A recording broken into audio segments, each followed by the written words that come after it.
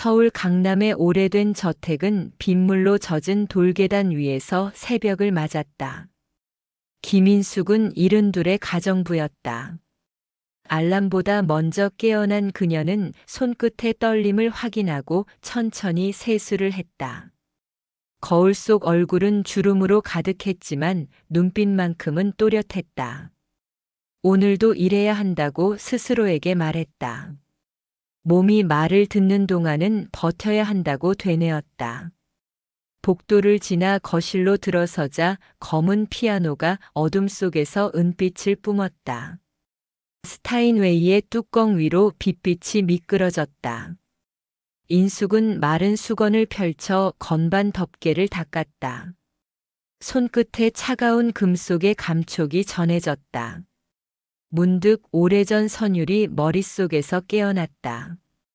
엘리제를 위하여였다. 누구에게 배웠는지는 흐릿했다. 다만 어린 날의 햇살과 따뜻한 손이 함께 떠올랐다. 그 손이 누구였는지는 끝내 기억나지 않았다. 그럼에도 멜로디는 뼈에 새겨진 듯 또렷했다. 그 피아노는 건드리지 말라는 명령이 있었다. 윤세진 회장이 직접 말했다.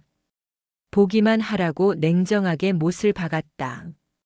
20해 동안 인숙은 그 말을 어기지 않았다. 매일 닫고 바라보고 숨을 고르며 지나쳤다. 그러나 오늘은 달랐다.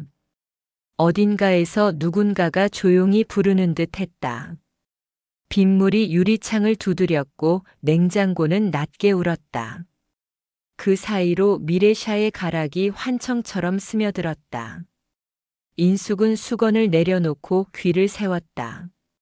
집은 비어 있었다. 내일 해외 출장을 앞둔 회장 부부는 외출 중이었다. 다른 직원들도 이미 퇴근했다. 그녀는 빈집의 공기에서 오래된 비누 냄새와 가죽 소파의 냄새를 맡았다. 코끝이 저릿했다. 눈가가 조금 뜨거워졌다. 그녀는 스스로에게 타이르듯 중얼거렸다. 안 된다.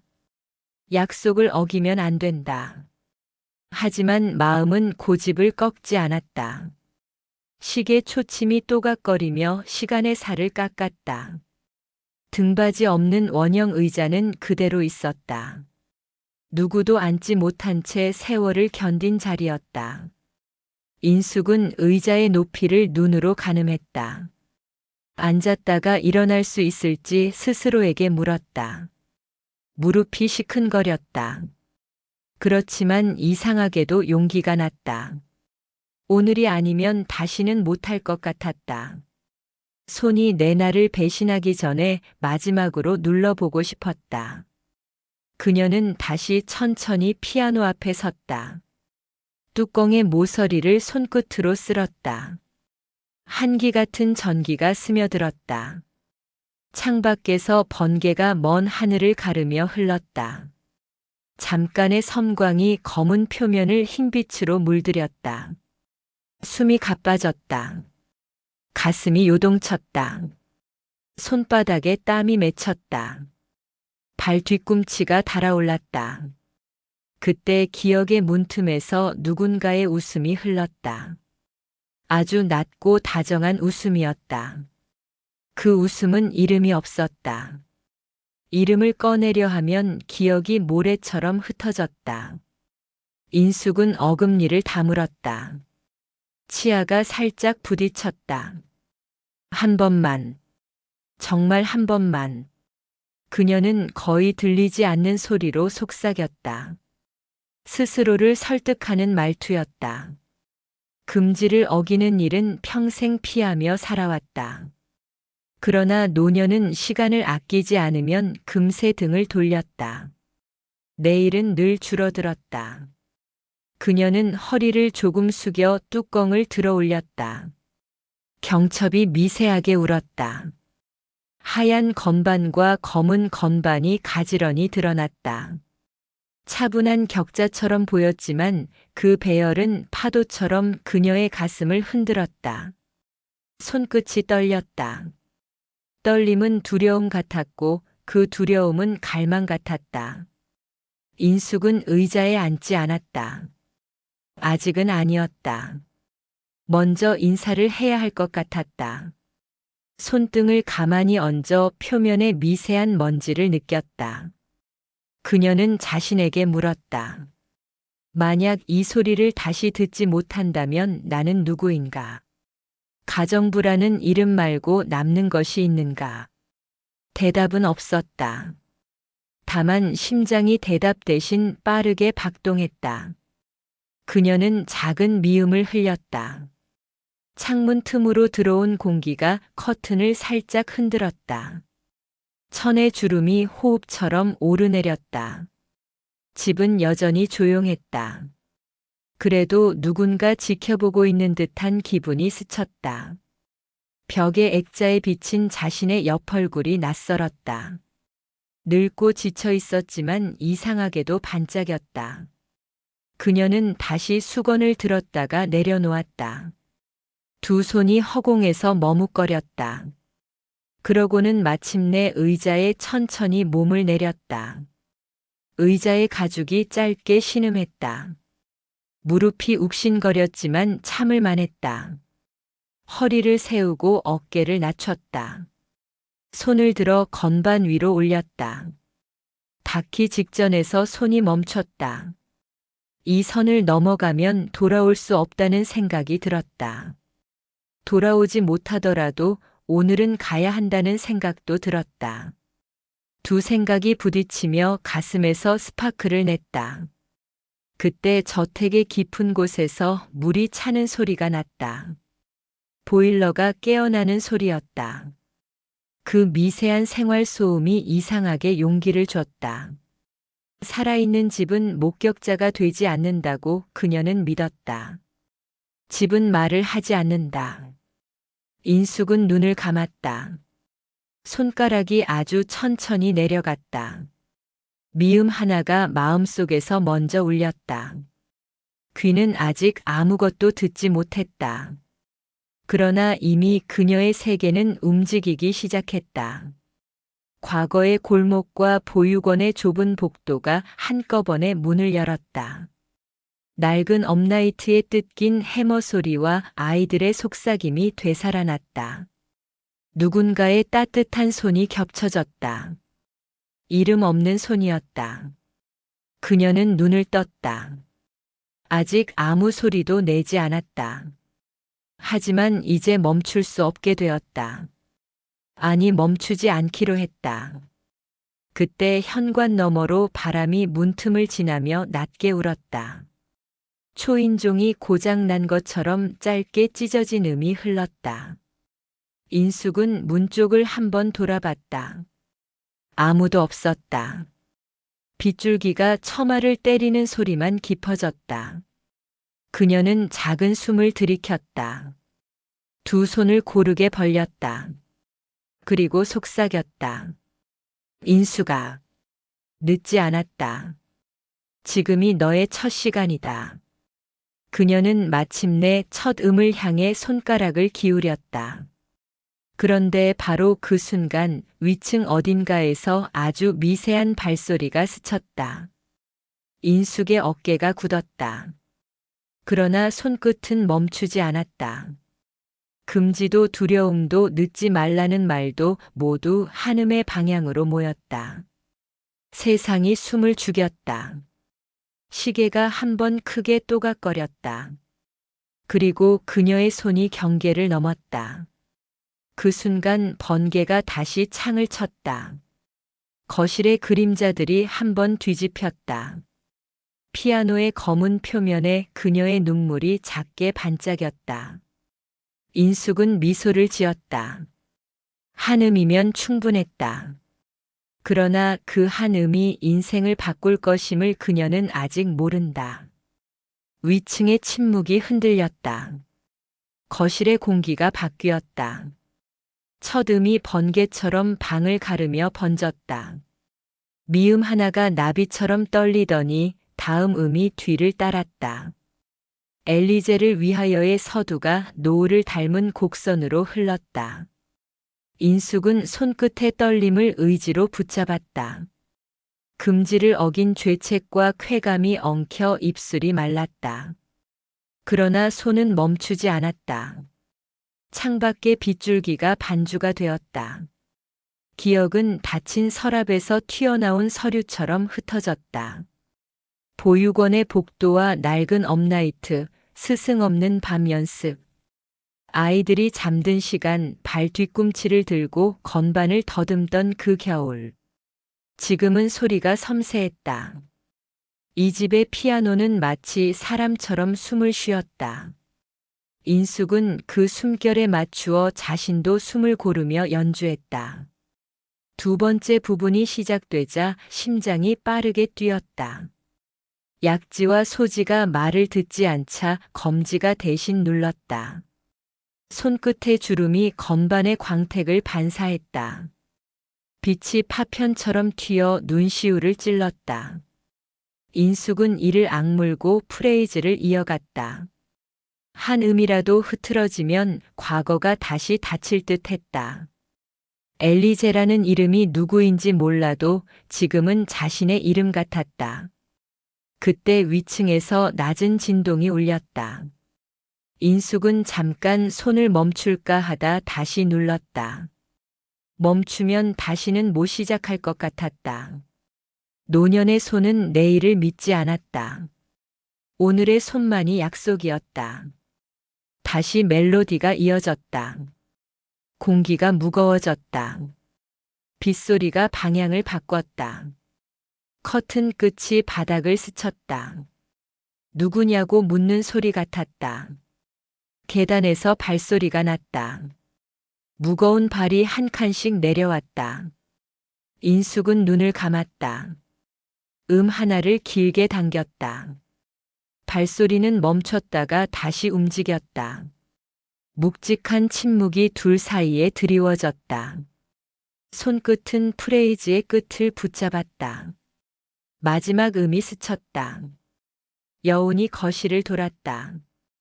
인숙은 그 원의 중심에 앉아 있었다. 그리고 고개를 들었다. 현관 쪽 조명이 켜졌다. 노란 빛이 난간을 타고 흘렀다.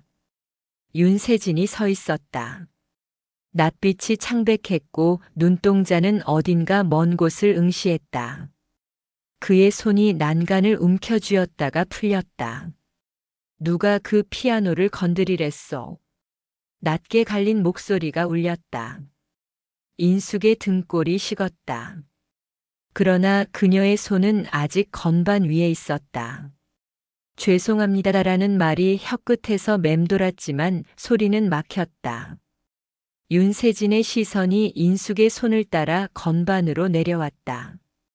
그 시선이 우현에서 좌현으로 다시 페달을 스쳤다. 그의 어깨가 아주 미세하게 떨렸다. 분노였는지 공포였는지 아니면 다른 무언가였는지 알 수 없었다. 그는 계단을 내려와 거실 중앙에 섰다. 빗소리가 숨을 죽였다. 시계가 또각하고 울렸다. 인숙은 의자를 밀어 일어나려다 다시 앉았다. 무릎이 그녀를 붙잡았다. 한 번만 치고 말려 했습니다. 인숙이 겨우 말을 냈다. 오늘이 아니면 두 번 다시 못 칠 것 같아서요. 그녀의 목소리는 허공을 긁듯 미끄러졌다. 윤세진은 가까이 다가오지 않았다. 대신 서서히 고개를 기울였다. 오래전 낱말을 떠올리듯 입술이 열렸다 닫혔다. 그 곡을 어디서 배웠소? 그의 물음은 날카로웠다. 그러나 끝틈이 흔들렸다. 배웠다고 할 수 있을지 모르겠습니다. 인숙이 말했다. 보육원에 있던 오래된 피아노로 혼자 더듬었을 뿐입니다. 그가 아주 짧게 숨을 들이켰다. 보육원이라는 단어가 방 안에 놓였다. 무거운 돌처럼 내려앉았다. 인숙은 손등을 바라보았다. 작은 점 하나가 빗물처럼 반짝였다. 그녀는 그 점을 가렸다. 이유는 몰랐다. 다만 가려야 할 듯 했다. 윤세진이 한 걸음 다가왔다. 그의 구두가 대리석을 건드리며 낮게 긁혔다. 그는 뚜껑 모서리를 톡 건드렸다. 미세한 금소금이 났다. 그만. 그가 말했다. 오늘은 그만. 그러나 그의 눈은 그만두지 못하는 눈이었다. 잡힐 듯 말 듯한 무언가를 좇는 눈. 인숙은 자리에서 일어나 반보 물러섰다. 허리가 시큰거렸다. 손끝은 아직 고개 잔향을 쥐고 있었다. 그는 소파 등받이에 손을 얹었다. 손등에 핏줄이 도드라졌다. 오래된 사람의 손이었다. 비행기가 결항됐어. 그가 중얼거렸다. 돌아오니 집이 낯설더군. 낯설다라는 단어가 뚜껑 위에서 반사되어 그에게 돌아갔다. 그는 그 단어를 눈으로 쫓았다. 그리고 멈칫했다. 다시. 그가 낮게 말했다. 처음 부분만. 인숙은 놀라 그를 바라보았다. 금지와 명령이 한 문장에 섞였다. 그녀는 어쩔 수 없이 고개를 끄덕였다. 다시 앉자 의자가 짧게 울었다. 손을 올리자 심장이 철썩였다. 첫 음을 누르는 순간 윤세진의 호흡이 흔들렸다. 그는 눈을 감았다. 눈꺼풀 아래로 어떤 장면이 지나가는 듯 했다. 얼핏 흑백의 아이 얼굴이 겹치는 것 같았다. 인숙은 곡을 짧게 마치고 손을 거두었다. 그의 눈이 천천히 떠졌다. 눈가가 젖은 듯 반짝였다. 남은 것은 놀람과 공포와 그리움뿐이었다. 이제 그만 주무시지요. 인숙이 조심스럽게 말했다. 내일 일정이 있으시잖아요. 대신 서재 쪽으로 몸을 돌리다 말고 다시 고개를 돌렸다. 잠깐. 그의 목소리가 더 조용해졌다. 내가 하나만 묻겠소. 그는 말을 고르듯 침을 삼켰다. 한비라는 이름을 들어본 적이 있소. 공기와 시간이 얼었다. 인숙의 심장이 허공에서 비틀렸다. 한비. 아주 멀고도 가까운 음절이었다. 잊혔다고 믿었던 서랍이 쾅 하고 열렸다. 낡은 이불의 냄새와 겨울 난로의 철 냄새가 한꺼번에 밀려왔다. 이름표가 달그락거렸다. 인숙은 입술을 달싹였다. 목이 굳어 단어가 잘 나오지 않았다. 글쎄요. 그녀가 겨우 내뱉었다. 아마도 아주 오래전에. 그의 표정이 찢어지는 듯 흔들렸다. 그는 숨을 들이마시고 손을 떼고 등을 돌렸다. 오늘은 여기까지. 그가 말했다. 피아노 덮개를 닫으시오. 인숙은 고개를 끄덕이고 뚜껑을 천천히 내렸다. 경첩이 부드럽게 울렸다. 그녀는 수건을 접어 올려놓았다. 손끝이 비로소 떨렸다. 윤세진은 한 걸음 또 한 걸음 계단으로 돌아섰다. 그러나 마지막 단에서 멈췄다. 그리고 보이지 않는 누군가에게 말하듯 살짝 중얼거렸다. 내일은 오래된 봉투를 열어야겠군. 그 말이 계단 아래로 떨어졌다. 거실의 공기가 다시 바뀌었다. 비가 그쳤다. 침묵이 깊어졌다. 인숙은 빈 의자를 보았다. 그리고 아주 작게 속삭였다. 내일이 오기 전에 나는 오늘을 더 기억하겠다. 그 말이 마지막 음처럼 방을 떠돌았다. 서재의 불빛은 밤새 꺼지지 않았다. 윤세진은 책상 앞에 고개를 숙인 채 한 장의 종이를 만지작거렸다. 손끝에는 피아노의 잔향이 여전히 붙어 있었고 귓속에서는 엘리제가 끊어진 줄도 모르고 돌아가고 있었다. 그는 서랍을 열었다 닫았다. 종이 더미가 흔들리고 오래된 냄새가 치밀었다. 가장 아래 칸에서 낡은 사진첩이 튀어나왔다. 먼지를 털자 흑백의 겨울이 벌떡 일어났다. 세 살배기 여자아이가 업라이트 앞에서 활짝 웃고 있었다. 소녀의 손등에는 점이 있었다. 정확히 그 자리, 뼈 사이에 숨듯 찍힌 까만 점이었다. 윤세진의 심장이 툭 하고 걸렸다. 그는 의자에 주저앉아 사진을 가슴에 붙였다. 숨이 거칠게 들이켰다가 미끄러졌다. 새벽이 지나 아침이 되었다. 인숙은 평소보다 늦게 눈을 떴다. 전날의 첫음이 아직 손끝에 남아 있었다. 꿈인지 현실인지 모르겠는 한음이 손가락 사이를 돌아다녔다. 그녀는 세수를 하고 부엌으로 내려가 주전자를 올렸다. 물 끓는 소리가 콧속을 간지렸다. 갑자기 위층에서 낮고 마른 목소리가 내려왔다. 인숙 씨, 서재로 좀 올라오시오. 단단한 명령 같다가도 어딘가 부서진 사람의 부탁처럼 들렸다. 인숙은 앞치마를 정리하고 계단을 올랐다. 한 칸 오를 때마다 무릎이 아팠다. 서재 문이 열리자 종이에 바다와 묵은 먼지가 밀려왔다. 윤세진은 창가에 서 있었다. 밤을 통째로 집어삼킨 얼굴이었다. 책상 위에는 사진첩이 펼쳐져 있었다. 이걸 좀 보시오. 그는 사진 한 장을 밀었다. 인숙은 조심스레 다가갔다. 사진 속 소녀는 피아노 옆에서 이를 드러내고 있었다. 어딘가에서 부서져 들어오던 햇살이 건반 위에 띄워져 있었다. 소녀의 손등에 점이 있었다. 인숙은 무심코 자신의 손등을 내려다보았다. 같은 자리에 같은 점이 있었다.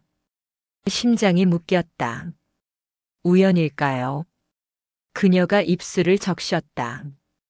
윤세진은 고개를 저었다. 우연이라 치기에는 너무 정확하오.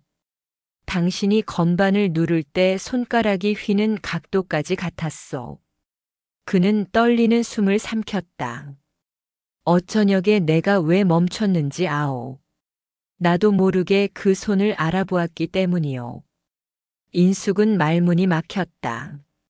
그는 한 발짝 다가오더니 조심스레 말을 이었다. 당신 보육원 이름을 기억하오. 아주 오래전이라도 줬소. 인숙의 머릿속에 삐걱거리는 문이 하나 있었다. 녹슨 경첩이 끽끽 울더니 얼룩 묻은 이름표가 달그락거렸다. 한비. 그녀가 겨우 소리를 꺼냈다. 아마 그랬던 것 같아요. 한비 보육원. 윤세진의 눈이 번개처럼 흔들렸다. 그는 책상 모서리를 움켜쥐었다. 우리 아이가 사라진 뒤 마지막으로 흘러들었다는 곳이 바로 거기였소. 그의 목소리가 갈라졌다. 나는 매년 이름을 불러보았소. 혹시라도 흔적이 나타나지 않을까 싶어서. 하지만 명단은 비어 있었소. 인숙은 한 걸음 물러섰다. 방바닥의 나뭇결이 발바닥을 찔렀다. 저는 그냥 버려진 아이였습니다. 그녀의 말이 방의 한가운데서 고꾸라졌다. 윤세진은 느리게 고개를 저었다. 버려진 게 아니라 잃어버린 거요. 잃고 찾아 헤맨 사람도 있었소. 그는 사진을 들고 빛 쪽으로 옮겼다. 소녀의 눈동자가 반짝였다. 내 생의 모든 빛이 그날 꺼졌소. 그래서 나는 피아노를 덮었소. 금지라는 자물쇠로. 당신이 뚜껑을 열었을 때 나는 심장이 아니라 자물쇠가 먼저 부서지는 소리를 들었소. 서재의 시계가 크게 울렸다. 또각, 또각. 인숙은 손등의 점을 엄지로 가렸다. 이상하게 뜨거웠다. 기억의 잔재가 파편처럼 튀었다. 겨울밤 난로의 철 냄새, 오래된 비누, 좁은 복도, 누군가의 낮은 웃음. 민수가 눈 감아봐. 그 소리를 잡으려는 순간 모래처럼 흩어졌다. 그녀는 고개를 저었다. 아닐 거예요. 우연히 겹쳤을 뿐이에요. 저는 이 집의 가정부일 뿐이고 회장님 따님 같은 큰 사람은 아닙니다. 윤세진은 서랍에서 흰 봉투를 꺼냈다. 병원 로고가 선명했다. 어젯밤 당신이 두고 간 찻잔에서 샘플을 얻었소. DNA 검사를 의뢰했소. 인숙은 깜짝 놀라 뒤로 물러섰다. 허락도 없이요. 그의 어깨가 내려갔다. 미안하오. 하지만 나는 더 이상 시간을 견딜 수 없었소. 내게는 하루가 40년이었소. 결과는 일주일 뒤에 나온다 했소. 기다릴 수 있겠소. 방 안이 고요해졌다. 바깥에서는 비가 그치고 햇살이 살얼음처럼 퍼졌다. 먼지가 춤을 췄다가 가라앉았다. 인숙은 숨을 길게 내쉬었다. 만약 아니라고 나오면요. 그러면 전 어디에 서야 하나요? 그는 잠시 눈을 감았다가 떴다. 그때는 내가 사과하오. 당신이 내 딸이 아니라 해도 나는 당신에게 금지의 쇠사슬을 씌운 주인이었소. 해고는 없다오. 오직 사과만 있을 뿐이오. 그의 말이 끝나자 인숙의 눈물이 펑 하고 터졌다. 그녀는 고개를 돌렸다. 서재를 나와 계단을 내려오는데 거실에서 피아노가 어둠처럼 앉아 있었다. 건반 덮개 위로 햇빛이 잘게 부서졌다. 인숙은 뚜껑을 쓰다듬고 수건을 얹었다. 일주일. 그 말이 납덩이처럼 가슴에 내려앉았다. 기다리는 일은 언제나 잔혹했다. 특히 늙은 사람에게는. 내일이 줄어드는 소리가 몸속에서 들렸다. 오늘 하루만은 울지 말자. 울음은 기억을 씻어내리니까. 저녁 무렵 윤세진은 다시 서재로 들어가 담배를 꺼냈다. 그는 불을 붙이지 못하고 그대로 반으로 꺾었다. 그는 창밖을 보다가 사진을 집어 가슴에 댔다. 만약 너라면 이번엔 절대 놓치지 않겠다. 그 순간 아래층에서 아주 약한 울림이 올라왔다. 누가 건반을 누른 건 아니었다. 집이 숨 쉬는 소리였다. 그러나 그는 그것마저도 음악으로 들었다. 밤이 더 내려앉았다. 인숙은 방에서 오래된 수첩을 꺼냈다. 보육원에서 받아 적은 낡은 글자들이 흩어져 있었다. 한비라는 두 글자 위에 눈물이 떨어졌다. 그녀는 눈을 감고 손등의 점을 쓰다듬었다. 혹시 이 점이 나를 집으로 데려가 줄까? 아니면 더 깊은 숲으로 밀어 넣을까? 알 수 없었다. 그래도 내일 아침엔 피아노를 닦아야 했다. 금지가 사라지든 남아있든 닦는 일은 그녀의 자리였다. 시계는 또각거렸고 냉장고는 낮게 숨을 쉬었다. 윤세진은 의자에 비스듬히 앉아 사진을 품은 채 잠이 들었다. 아버지라고 부르려는 순간 꿈이 끊겼다. 그는 깨어나 사진을 더 세게 끌어안았다. 내일은 오래된 봉투를 연다. 나는 더 이상 과거의 죄에 숨어 있지 않겠다. 집은 다시 침묵했다. 침묵은 오래된 시계의 초침처럼 벽을 긁고 지나갔다. 윤세진은 등받이에 몸을 기댄 채 눈을 감았다. 결심을 말로 꺼내놓았지만 심장은 여전히 과거의 그림자를 움켜쥐고 있었다. 그는 한 번 깊게 숨을 쉬었다. 그리고 조용히 불을 껐다. 어둠 속에서 저택은 한 마리 짐승처럼 낮은 숨을 내쉬었다. 계단 아래 거실의 피아노가 희미하게 윤을 띄었다. 인숙은 방 문턱에서 한동안 서 있었다. 그 말이 진짜인지 아니면 잠시 지나가는 용기인지 가늠하지 못했다. 그러나 내일 봉투가 열리는 것은 사실이었다. 그녀는 잠을 포기하고 거실로 내려갔다. 거실에는 비누 냄새와 젖은 나무 냄새가 뒤섞여 있었다. 인숙은 뚜껑을 열지 않은 채 피아노 옆에 앉았다. 손등의 작은 점이 노을처럼 희미하게 빛났다. 그녀는 그 점을 엄지로 가만히 누르며 속삭였다. 기어가 달아나지 마라. 달아나려면 천천히 가라. 내가 따라갈 수 있을 만큼만. 창밖에서 비가 그치고 바람이 커튼을 흔들었다. 커튼의 주름이 호흡하듯 오르내렸다. 그 리듬에 맞춰 심장이 박동했다. 그녀는 눈을 감고 음계를 천천히 그렸다. 미, 레, 샤, 미.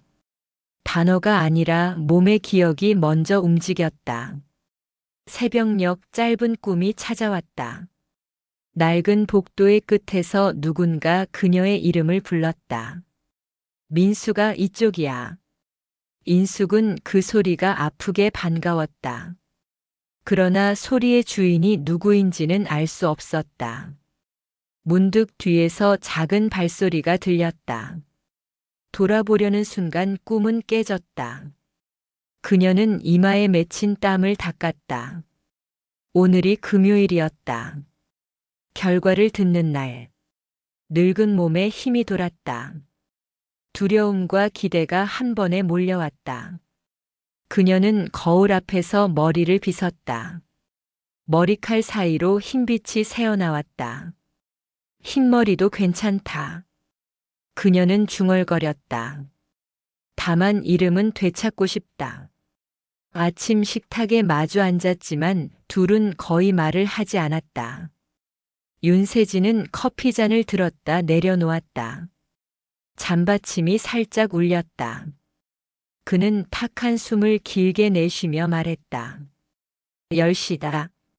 서둘러야 하오. 인숙은 고개를 끄덕였다. 그녀의 손끝은 컵 뚜껑을 둥글게 문질렀다. 둔탁한 마찰음이 신경을 긁었다. 그 소리는 이상하게도 안도감과 불안을 동시에 주었다. 두 사람은 현관에서 신을 신었다. 같은 순간 복도 끝 시계가 큰 소리로 울었다. 또각, 또각, 또각. 마치 판사봉 같았다. 윤세진은 한 번 아주 조심스럽게 인숙을 보았다. 병원으로 가는 길 도시의 아침은 분주했다. 신호등은 빨강에서 파랑으로 다시 빨강으로 바뀌었다. 창밖의 사람들은 각자 자기만의 시간표를 품고 빠르게 흘러갔다. 그러나 윤세진과 인숙의 시간은 두껍게 응고되어 있었다. 차 안 라디오에서 광고 음악이 흘렀다. 밝고 가벼운 멜로디였다. 그 선율이 이상하게 잔인하게 느껴졌다. 윤세진은 라디오를 껐다. 차 안이 적막해졌다. 잠시 후 그는 아주 낮은 목소리로 물었다. 어젯밤 잠은 좀 잤소? 인숙은 짧게 웃었다. 잠은 잘 몰라요. 다만 꿈은 봤습니다. 누가 제 이름을 불렀어요. 병원 주차장에 차를 세우자 햇빛이 번들거리는 바닥에서 튀었다. 접수대에는 이미 몇 명의 사람들이 줄을 서 있었다. 두 사람은 조용히 순서를 기다렸다.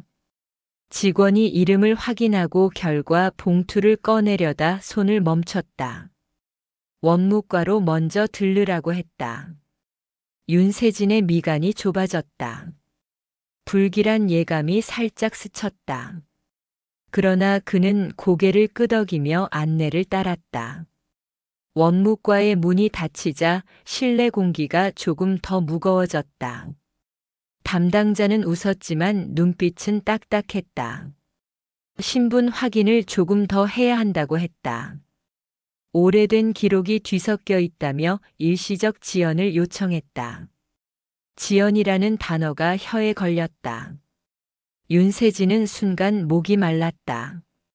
인숙은 의자에 앉아 두 손을 포개었다. 손톱 밑에 미세한 먼지가 끼어 있었다. 그녀는 그 먼지를 긁어내며 생각을 모았다. 기다리는 동안 그녀는 어린 시절의 어떤 날을 떠올렸다. 겨울이었고 보육원 뒤뜰에 얼음이 얇게 얼어 있었다. 누군가가 넘어졌고 누군가가 울었다. 그런데 그 울음이 이상하게도 즐거웠다. 아이의 울음은 종종 웃음과 닮아 있었다. 왜 웃고 있지? 그녀는 스스로에게 물었다. 아마도 울어야 할 때 웃는 버릇이 생긴 탓이었을 것이다.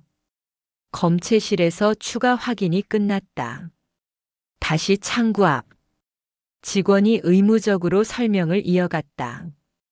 결과 확인 전 환자의 신분과 대리 확인 절차에 대한 안내였다.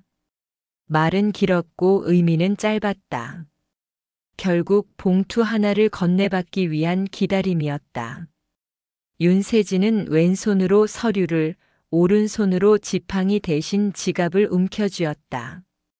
그는 갑자기 숨이 막혔다. 심장 아래에서 작게 마른 통증이 밀려왔다. 인숙이 알아채고 그의 팔을 잡았다. 괜찮으세요? 물을 마시고 잠시 기대세요. 그녀의 손이 놀랄 만큼 따뜻했다. 그 온기가 심장의 박동을 붙들었다. 한참이 지나서야 직원이 고개를 들었다. 이제 됩니다. 결과를 찾아볼 수 있어요. 그 말이 전기처럼 흘렀다. 윤세진이 먼저 일어섰다. 그러나 그가 창구 앞으로 다가가려는 순간 복도 끝에서 응급 카트가 휙 지나갔다. 바퀴가 바닥을 울리며 격하게 흔들렸다. 환자의 신음이 공기를 가르며 지나갔다. 순간 둘의 발이 동시에 멈췄다. 삶과 죽음이 서로를 스치고 지나가는 통로에서 그들은 잠시 숨을 삼켰다. 소라는 금세 지나갔다. 하지만 가슴속 파문은 더 늦게 가라앉았다. 윤세진은 아주 천천히 창구 앞으로 다가갔다. 직원이 봉투를 꺼냈다. 흰 종이 위에 병원의 로고가 박혀 있었다. 윤세진의 손이 봉투를 향해 갔다가 공중에서 멈췄다. 손끝이 떨렸다. 인숙이 대신 봉투를 받았다. 그녀는 양손으로 조심스레 봉투를 들어 올렸다. 종이의 옆면이 빛을 받아 가늘게 번졌다. 순간 그녀의 머릿속에서 누군가의 낮은 목소리가 흘렀다. 민수가 눈 감아. 소리가 너무 밝으면 눈물이 난단다. 그녀는 눈을 감았다 뜨고 봉투를 돌려주었다. 준비됐어요. 회장님. 그의 눈이 흔들렸다. 그는 고개를 끄덕였다. 병원 밖으로 나왔을 때 하늘은 맑았다. 나무 잎사귀 위로 햇살이 부서졌다. 두 사람은 벤치에 나란히 앉았다. 주변의 소음이 갑자기 멀어졌다가 가까워졌다. 세계의 볼륨이 마음대로 움직이는 듯 했다. 윤세진은 봉투를 무릎 위에 올려놓았다. 바람이 봉투의 모서리를 스쳤다. 흰 종이가 햇빛을 받아 얇게 번쩍였다. 윤세진은 봉투를 무릎 위에 올려놓고 한 번 더 숨을 골랐다. 인숙은 손가락을 깍지 낀 채 시선만 떼지 못했다. 종이 한 장이 두 사람의 세월을 가른다 생각하니 목이 말랐다. 윤세진은 봉인을 천천히 뜯었다. 종이가 찢어지는 소리가 유리 깨지는 소리처럼 날카롭게 들렸다. 그는 안경을 고쳐 쓰고 문장을 읽었다. 친자 확률 99.99%. 글자가 물결처럼 흔들렸다. 윤세진의 입술이 떨렸다. 그는 천천히 눈을 감았다. 말은 나오지 않았다. 손끝만 떨렸다. 인숙은 그의 얼굴을 살폈다. 혈색이 사라지고 턱선이 흔들렸다. 혹시라도 나쁜 결과인지 겁이 났다. 그러나 곧 그의 눈에 눈물이 번졌다. 그는 한 단어를 꺼냈다. 민수가. 이름이 공기를 밀어내며 가슴을 쳤다. 인숙의 심장이 덜컥 내려앉았다. 오래전에 잃어버린 그 이름이 낯선 목소리에서 다시 살아났다. 그녀는 숨을 삼키고 물었다. 지금 뭐라고 하셨어요? 윤세진은 봉투를 접어 가슴에 눌렀다. 너였다. 그는 말했다. 너는 내 딸이다. 주변의 소음이 멎은 듯 했다. 바람이 멈추고 새들이 숨었다. 인숙은 두 손으로 얼굴을 가렸다. 눈물이 길을 잃고 멈췄다. 그녀는 고개를 저었다. 전 가정부예요. 이 집을 닫고 정리한 사람일 뿐이에요. 서류 한 장으로 인생을 뒤집을 순 없어요. 윤세진은 고개를 저었다. 서류는 증거일 뿐이요. 진실은 내가 치던 첫음에서 이미 들렸소. 손등의 점도 나이도 보육원 이름도 하나로 이어졌소. 나는 이제야 겨우 너에게 닿았소. 인숙의 눈빛이 흔들렸다. 분노와 슬픔이 뒤엉켜 혀끝이 떨렸다. 왜 이제예요? 왜 40년이 지난 지금이에요? 나의 겨울과 배고픔과 수치와 외로움은 누가 치워주나요? 어깨가 내려앉았다. 그 모든 겨울을 내가 갚을 수는 없어. 그래도 오늘부터는 내 편으로 살겠어. 늦은 아버지라도 좋다면 지금이라도. 인숙은 쓴웃음을 흘렸다. 사람은 물건이 아니에요. 잃어버렸다고 되찾는다고 말할 수 없어요. 나는 버려진 자리가 아니라 버텨낸 자리에서 살았어요. 그 말이 공기를 베고 지나갔다. 비둘기가 날아올랐다. 지나가던 노인이 잠깐 멈칫했다가 떠났다. 윤세진은 떨리는 손으로 물병을 비틀었다. 물이 조금 쏟아져 바지자락이 젖었다. 그는 눈치채지 못했다. 인숙이 손수건을 건넸다. 끝에 피아노 모양의 자수가 있었다. 윤세진의 손이 멈췄다. 그는 그 자수를 한참 바라보았다. 표정에는 기쁨과 공포가 동시에 있었다. 그는 낮게 중얼거렸다. 다시는 놓치지 않겠다. 그러나 말은 쉽게 흔들렸다. 인숙은 봉투를 들고 일어섰다. 그는 겁이 났다. 어디 가려고 하오? 그녀는 벤치 끝을 손끝으로 두드렸다. 숨 좀 쉬려고요. 그리고 생각하려고요. 새 이름을 받아들일지 옛 이름을 묻을지 정해야 하니까요. 윤세진은 고개를 끄덕였다. 그때 병원 복도에서 소란이 들렸다. 응급 카트가 바람을 가르며 지나갔다. 백색 등이 번쩍였다. 순간 윤세진의 가슴이 움켜쥐어졌다. 통증이 파도처럼 밀려왔다. 가슴 아래가 타들었다. 숨이 짧아졌다. 인숙이 알아챘다. 회장님, 괜찮으세요? 그녀는 그의 어깨를 붙잡았다. 손이 뜨거웠다. 그는 억지로 웃었다. 괜찮다 했소. 곧 가라앉을 거요. 그러나 통증은 더 커졌다. 그는 벤치에 몸을 기대며 말했다. 무서운 건 결과가 아니오. 내가 다시 사라질지도 모른다는 생각이요. 인숙의 눈이 젖었다. 사라지지 않아요. 내가 여기 있어요. 말이 끝나기 전에 윤세진이 앞으로 고꾸라졌다. 사람들이 외쳤다.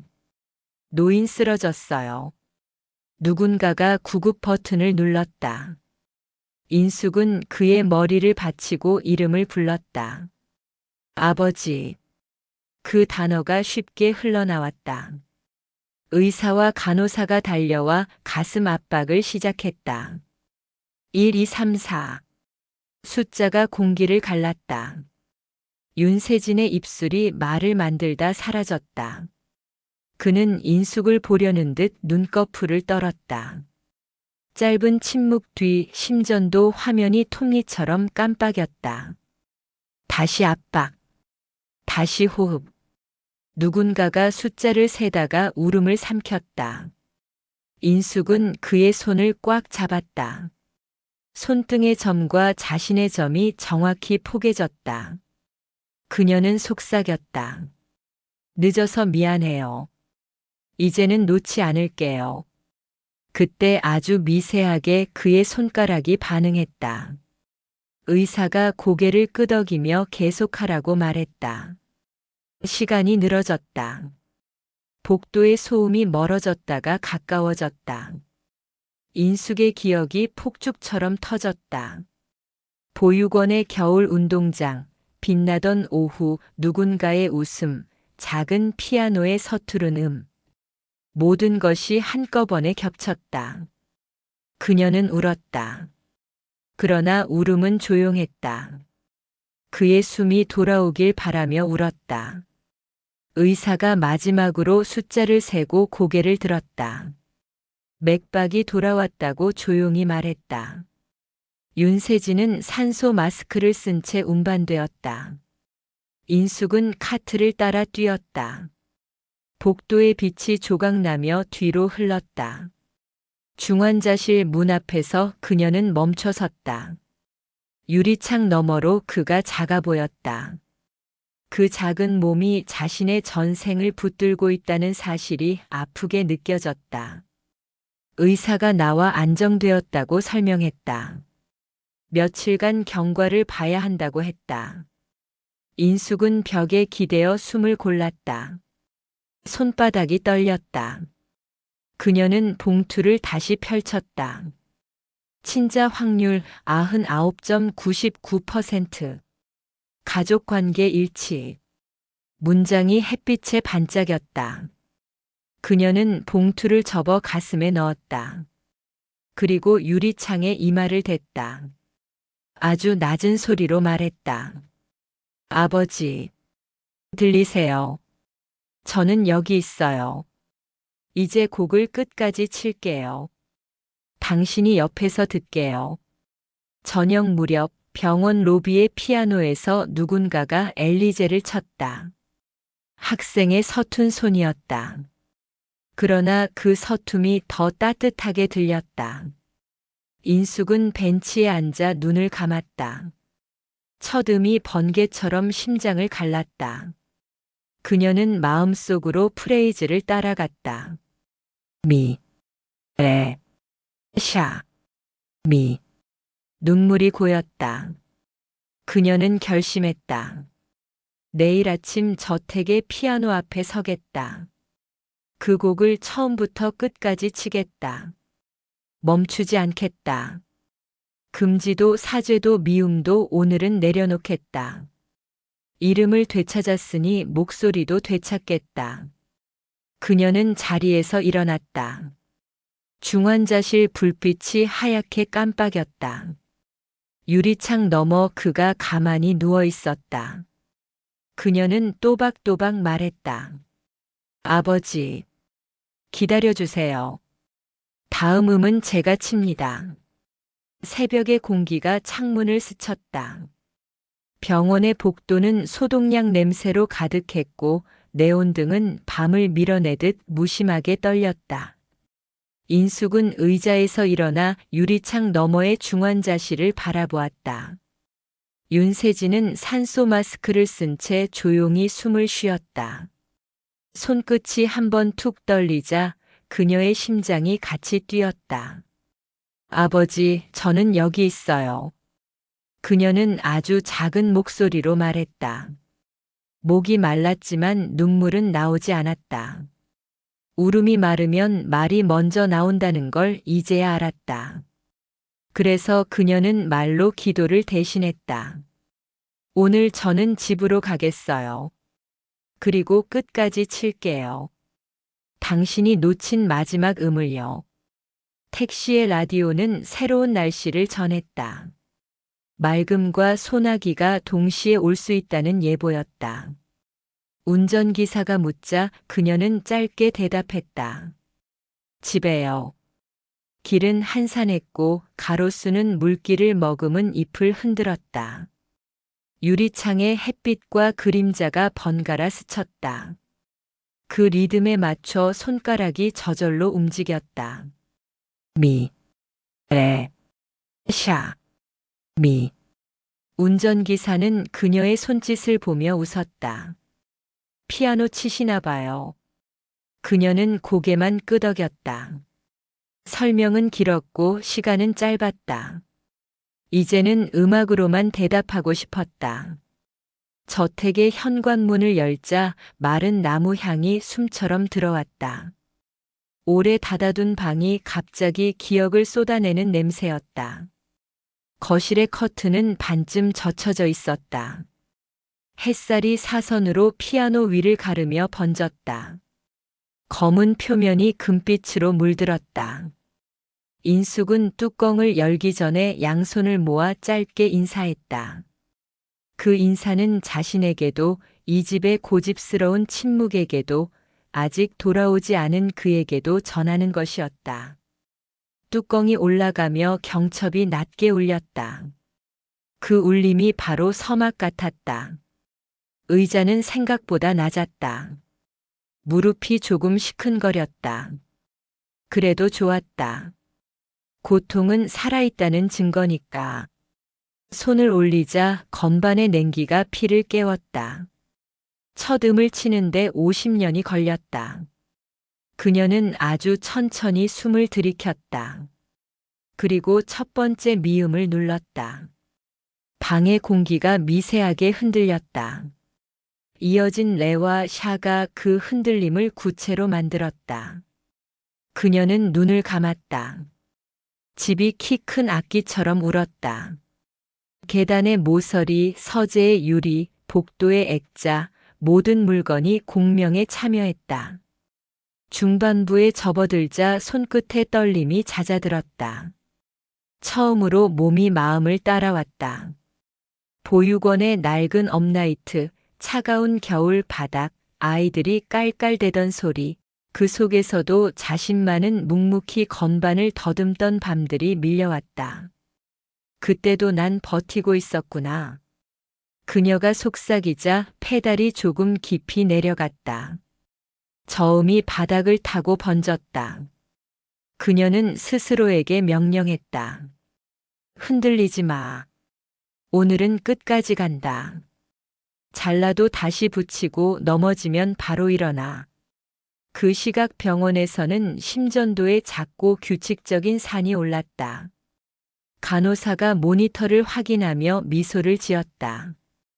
윤세진의 눈꺼풀이 아주 조금 떨렸다. 귀 안쪽에서 멀고도 가까운 건반 소리가 물결처럼 번졌다. 그는 기억 속의 거실을 보았다. 작은 소녀가 의자에 앉아 있었고 누군가가 뒤에서 손을 감싼 채 박자를 세워주었다. 그는 속삭였다. 민숙이. 산소 마스크 너머의 숨이 조금 길어졌다. 의사는 경과가 좋다고 기록했다. 아무도 모르게 피아노는 병원까지 도달하고 있었다. 저택의 창밖에서 구름이 몰려왔다. 햇살이 서랍 속으로 숨어들 듯 옅어졌다. 갑작스런 그늘에 방 안의 음들이 더 또렷해졌다. 인숙의 손목에 피로가 몰려왔지만 그녀는 박자를 더 선명하게 쪼갰다. 한음, 또 한음. 고음은 창문을 넘어 하늘로 올라가고 저음은 바닥을 통해 척추로 돌아왔다. 뼈가 고동쳤다. 마지막 변주에 이르자 그녀는 입술을 깨물었다. 이제 그만 울어도 되겠다. 울음보다 선율이 오래 남을 테니까. 그녀는 마지막 구절을 향해 몸을 기울였다. 노을빛이 커튼 틈으로 미끄러졌다. 방은 붉고 금빛으로 층층이 물들었다. 그녀는 두 손으로 가장 부드럽고도 단단한 음을 만들었다. 마지막 미음이 울렸다. 그리고 긴 공백이 따라왔다. 그 공백은 두려움이 아니라 확인이었다. 그녀가 살아왔다는 증거, 그리고 그가 마지막으로 듣기를 바란 증언. 공백이 사라질 때까지 그녀는 움직이지 않았다. 마침내 손을 내려 무릎 위에 포개었다. 손등의 작은 점이 햇빛에 번졌다. 그녀는 뚜껑을 덮지 않았다. 금지의 시절은 끝났으니까. 대신 의자에서 일어나 꽃병을 가져왔다. 흰 꽃 한 다발을 피아노 옆에 놓았다. 물이 줄기를 적시며 투명한 소리를 냈다. 이제 증거는 소리로 남겨요. 그녀가 말했다. 봉투의 숫자보다 오래 가는 것은 선율이라는 것을 오늘에서야 확신했다. 그녀는 거실의 창을 활짝 열었다. 먼지들이 빗속에서 천천히 올랐다. 그 모습이 마치 악보의 쉼표 같았다. 밖으로 나가려다 그녀는 문득 멈췄다. 서재 문이 조금 열려 있었다. 어젯밤 그녀가 정리하지 못한 사진 한 장이 책상 모서리에 기대어 있었다. 그녀는 사진을 손에 들었다. 흑백 속의 소녀는 건반 위에서 이가 보이도록 웃고 있었다. 손등에 점이 있었다. 그녀는 사진 가장자리를 엄지로 쓰다듬었다. 잘 버텼다, 아가. 입 밖으로 나온 말이 낯설지 않았다. 낯설지 않다는 사실이 오히려 눈시울을 뜨겁게 했다. 병원에서는 의사가 보호자에게 연락을 돌렸다. 비서에게도 통화가 갔다. 회장님이 의식을 되찾으셨습니다. 짧은 문장이 여러 사람의 귀를 지나 저택의 전화벨을 울렸다. 그러나 인숙은 받지 않았다. 그녀는 문을 닫고 마당으로 나와 하늘을 올려다보았다. 비와 햇살이 동시에 내렸다. 땅은 젖고 빛났다. 세상이 두 가지 모순을 한꺼번에 품을 때 음악은 대답을 대신한다는 생각이 들었다. 그래서 그녀는 낮게 허밍을 시작했다. 미, 레, 샤, 미. 그녀는 천천히 숨을 쉬었다. 아침 공기가 무겁게 내려앉았다. 피아노 위의 먼지가 햇살에 부서졌다. 인숙은 걸레를 쥔 채 그대로 멈춰섰다. 방 안의 공기가 서랍처럼 닫혀 있었다. 어젯밤 윤세진이 깨어났다는 연락을 받은 뒤로 한숨도 자지 못했다. 그가 무엇부터 말할지, 어떤 얼굴로 자신을 볼지 상상만으로도 가슴이 뒤집혔다. 거울에 비친 얼굴은 낯설었다. 가정부도 아니고 딸도 아닌 어디에도 딱 맞지 않는 표정이었다. 이름 하나가 이렇게 무거울 줄 몰랐지. 그녀가 속삭였다. 현관에서 발소리가 멈췄다. 윤세진이었다. 창백했지만 눈빛은 단단했다. 두 사람 사이의 거리는 짧았고 세월은 길었다. 인숙이 먼저 고개를 숙였다. 건강은 좀 어떠세요? 윤세진이 고개를 끄덕였다. 숨이 붙어 있으니 할 말도 남았지. 짧은 농담이었지만 방 안의 얼음이 조금 녹았다. 그는 피아노를 보았다. 저 악기는 오늘부터 내 것이다. 인숙은 손끝으로 뚜껑을 쓸었다. 받기 전에 묻고 싶어요. 그녀의 목소리가 떨렸다. 저를 어떻게 부르실 건가요? 민수가. 윤세진이 조용히 불렀다. 그 한 음절이 오래된 자물쇠를 돌리는 소리처럼 들렸다. 인숙의 어깨가 흔들렸다. 그 이름 나에게는 칼이고 약이에요. 그녀가 웃었다. 그래도 다시 받아들일게요. 윤세진이 숨을 길게 내쉬었다. 이 집은 내가 지켜라. 나는 늙었다. 자격이 없다고 생각했어요. 자격은 고통 끝에 생기지. 넌 충분히 겪었어. 대화는 짧았고 말보다 침묵이 더 많은 것을 옮겼다. 점심 무렵 장남 윤재훈이 들어왔다. 양복의 주름이 칼처럼 날카로웠다. 그는 인숙을 위아래로 훑었다. 당신 아버지 옆자리에 앉을 생각입니까? 인숙이 미소를 지웠다. 앉으란 적 없고 빼앗을 것도 없어요. 재훈이 비웃었다. 가정부가 갑자기 가족 흉내라니 웃기지 않습니까? 가정부로 살아도 사람이죠. 그녀가 낮게 말했다. 그리고 당신은 아들로 살아도 외로웠잖아요. 재훈의 눈빛이 흔들렸다. 협박입니까? 질문이에요. 당신은 아버지를 사랑했나요? 침묵이 길었다. 윤세진이 휴게실에서 돌아왔다.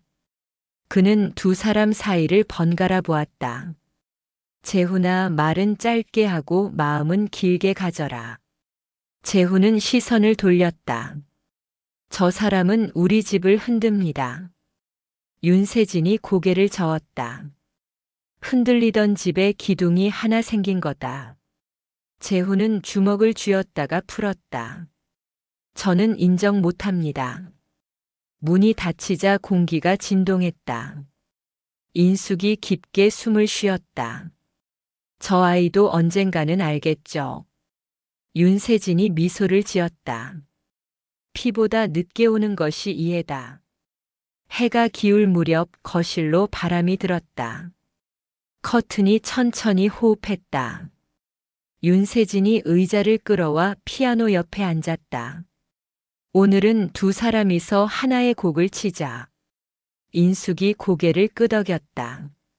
손가락이 건반 위에 줄을 섰다. 틀려도 괜찮죠. 오늘은 틀려도 된다. 첫 음이 울렸다. 미, 레, 샤, 미. 두 손이 서로를 기다려 주었다. 박자가 어긋나면 웃음이 메웠다. 웃음이 지나가면 쉼표가 생겼다. 쉼표가 지나면 다음 음이 태어났다. 연주가 끝날 때 집은 잠시 숨을 멈췄다. 윤세진이 눈을 감았다. 이제야 이곳이 살아 움직인다. 인숙은 그의 손등의 점을 바라보았다.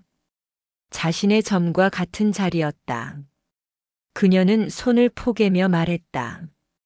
이제 도망치지 않아요. 윤세진이 끄덕였다.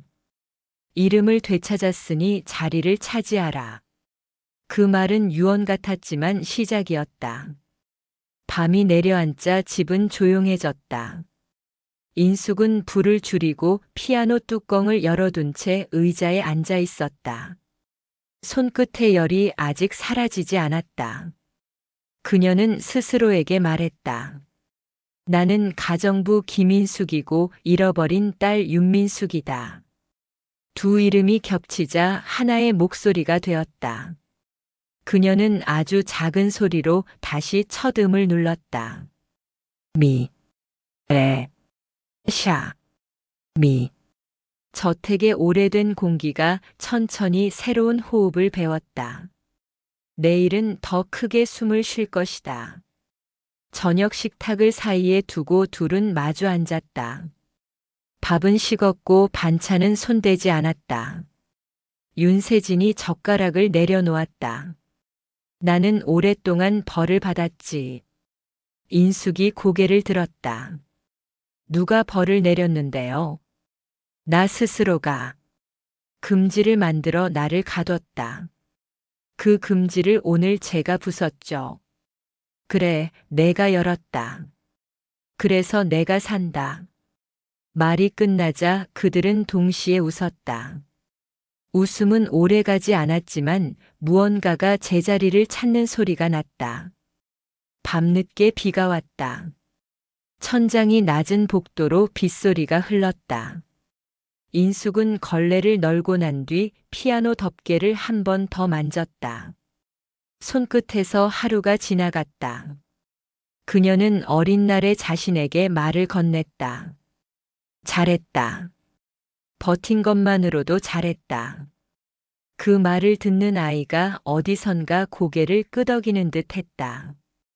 그제야 눈이 감겼다. 다음 날 아침 윤세진은 서재에서 서류 뭉치를 꺼냈다. 낡은 사진, 손글씨 쪽지, 보육원에서 받은 영수증 같은 종이들이 섞여 있었다. 그는 조심스레 사진 하나를 집어들었다. 어린 소녀가 건반 위에 턱을 괴고 있었다. 넌 웃는 법을 잊지 않았구나. 그는 빙그레 웃었다. 인숙이 문을 두드렸다. 들어가도 될까요? 들어오너라. 그녀는 방 안의 종이 냄새를 맡았다. 그 냄새가 이상하게 안심이 되었다. 이 종이들 다 당신을 찾던 발자국이야. 윤세진이 말했다.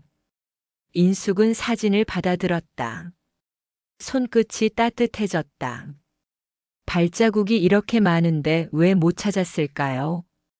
길이 너무 많아서였지. 나는 길마다 허상을 만들었거든. 이제는요. 이제는 길이 하나다. 이 집에서 피아노 소리를 따라가면 된다. 대화는 느렸고 느림이 위로가 되었다. 오후가 되자 작은 딸 윤미정이 찾아왔다. 그는 조심스레 다가와 인숙 앞에 섰다. 저는 미정이에요. 알고 있어요. 제가 언니라고 불러도 되나요? 인숙은 눈을 크게 떴다. 부담스럽다면 그냥 인숙 씨라고 부를게요. 인숙이 고개를 저었다. 언니라고 불러요. 미정의 눈가에 눈물이 번졌다. 우리 엄마라면 기뻐했을 거예요. 인숙은 미정의 손을 잡았다. 손이 작고 따뜻했다. 우리는 이제 서로를 배워야 해요. 같이 가요. 밤은 가볍게 가라앉았고 저택은 오래된 숨을 쉬었다. 인숙은 커튼을 조금 젖히고 피아노 앞에 앉았다. 건반 위에 먼지가 가늘게 내려앉아 있었다. 오늘은 닦지 않았다. 손끝의 떨림을 숨기지 않기 위해서였다. 그녀는 손등의 점을 한번 쓰다듬었다. 그 작은 점이 방향표처럼 느껴졌다. 서재 문이 열리고 윤세진이 조심스레 들어왔다. 바퀴가 대리석을 긁는 소리가 낮게 울렸다. 그는 미소를 지으려다 멈췄다. 오늘은 연주 말고 말을 하자. 그는 말했다. 우리가 잃은 것과 남은 것을 정리하자. 인숙은 고개를 끄덕였다. 그럼 먼저 묻겠습니다. 그녀가 말했다. 저는 이제 어디에 서야 합니까? 윤세진은 잠시 눈을 감았다. 내가 서고 싶은 곳. 그는 답했다. 가정부였던 자리도 딸이 된 자리도 내가 고르면 된다. 인숙은 웃음을 삼켰다. 둘 다 어렵습니다. 윤세진이 고개를 끄덕였다. 어려운 쪽을 하자. 그게 살아남은 사람의 방식이지. 그는 기침을 한 번 했다. 숨이 가쁘게 흔들렸다. 그러나 눈빛은 맑았다. 그때 장남 윤재훈이 문가에 나타났다. 양복의 단추가 하나 풀려 있었다. 그는 손바닥으로 문틀을 두드렸다. 대화는 좋습니다. 그러나 규칙은 필요합니다. 그는 냉정하게 말했다. 인숙은 의자에서 일어나 정면을 보았다. 규칙은 이미 깨졌습니다. 그녀가 말했다. 사랑이 들어오면 집은 다시 설계됩니다. 재훈이 비웃었다. 문장을 예쁘게 포장해도 본질은 같아요. 윤세진이 손을 들어 올렸다. 그만하자. 그는 낮게 말했다. 오늘은 싸우지 말고 서류도 펼치지 말자. 나는 음악을 들으러 왔다. 재훈은 입술을 깨물었다. 그러다 한 발 물러섰다. 그렇다면 듣겠습니다. 그는 벽에 기대 섰다. 미정이 뒤늦게 뛰어들어왔다. 그녀는 숨을 몰아쉬며 인숙의 손을 잡았다. 언니 같이 앉자. 그 말에 공기가 조금 따뜻해졌다. 인숙은 뚜껑을 열었다. 경첩이 길게 한숨을 쉬었다. 그녀는 손을 올리려다 멈췄다. 오늘은 악보가 필요합니다. 그녀가 말했다. 테이블 위에 놓인 공책을 펼쳤다. 커다란 글씨로 단어 하나를 적었다. 이름. 그리고 그 아래에 두 줄을 더 적었다. 김인숙, 윤민숙. 그녀는 그 둘을 연결선으로 이었다. 오늘의 공명은 이름입니다. 첫 음이 울렸다. 미, 레, 샤, 미. 소리는 부드럽게 시작해 거실의 벽을 쓰다듬었다. 윤세진은 눈을 감고 호흡을 맞췄다. 재훈의 어깨가 아주 미세하게 내려갔다. 미정은 박자를 세며 고개를 끄덕였다. 인숙의 손끝은 망설임을 지나 확신으로 바뀌었다. 그녀는 자신에게 말했다. 틀리면 다시 누르면 된다. 페달이 깊게 내려갔다. 저음이 바닥으로 스며들었다. 중반부에서 인숙은 잠시 손을 거두고 말을 이었다. 저는 오늘 이 집을 떠나기로 했습니다. 방 안이 얼어붙었다. 윤세진이 눈을 떴다. 미정이 손을 꽉 잡았다. 재훈이 비웃음과 놀람 사이에서 흔들렸다. 인숙은 계속 말했다. 떠난다는 말은 버린다는 뜻이 아닙니다. 제 이름으로 서기 위해 한 걸음 물러나려 합니다.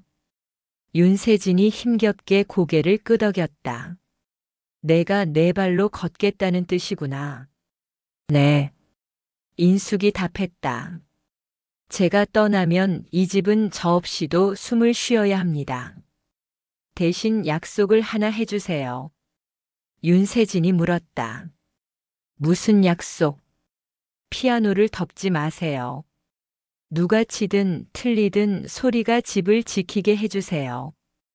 윤세진이 미소 지었다. 약속하마. 그는 말했다. 이번엔 금지가 아니라 방침으로 남기자. 재훈이 나섰다. 그래도 정리는 해야 합니다. 그는 낮게 말했다. 그건 제 몫입니다. 인숙이 잘났다. 저는 제 방을 비우고 제 이름을 챙기겠습니다. 그 대신 당신도 당신의 자리를 지키세요. 아들로서가 아니라 사람으로서. 재훈은 대답하지 못했다. 손이 떨렸다. 그는 조용히 고개를 숙였다. 미정이 그를 스치며 속삭였다. 우리 오늘은 그만하자. 인숙은 다시 건반 위에 손을 올렸다. 두 번째 절이 시작됐다. 이번에는 템포가 더 빨랐다. 그녀의 얼굴에는 눈물이 맺혔지만 흐르지 않았다. 윤세진은 그 눈물을 보며 속으로 말했다. 이제야 어른이 되었구나. 마지막 구절에서 인숙은 숨을 길게 들이마셨다. 그리고 천천히 손을 내려놓았다. 소리가 머물렀다가 사라졌다. 방 안에 공백이 생겼다. 그 공백이 바로 마침표처럼 보였다. 연주가 끝나자 그녀는 공책을 접어 가슴에 넣었다. 미정이 울음을 참고 웃음을 만들었다. 재훈은 손바닥을 두 번 가볍게 쳤다. 박수라기보다는 인사에 가까웠다. 윤세진이 한마디를 남겼다. 민수가 내가 떠나도 나는 여기서 기다린다. 인숙이 고개를 끄덕였다. 기다리되 붙잡지는 마세요. 윤세진이 웃었다. 이제 배웠지. 붙잡음과 기다림은 다르다. 새벽이 가까워지자 인숙은 작은 가방 하나를 들었다. 가방에는 사진 한 장과 공책 한 권, 그리고 다른 손수건이 들어 있었다. 그녀는 현관 앞에서 신발을 신었다. 뒤돌아 피아노를 보았다. 뚜껑은 열려 있었다. 햇살이 아닌 밤 공기가 건반을 쓰다듬고 있었다.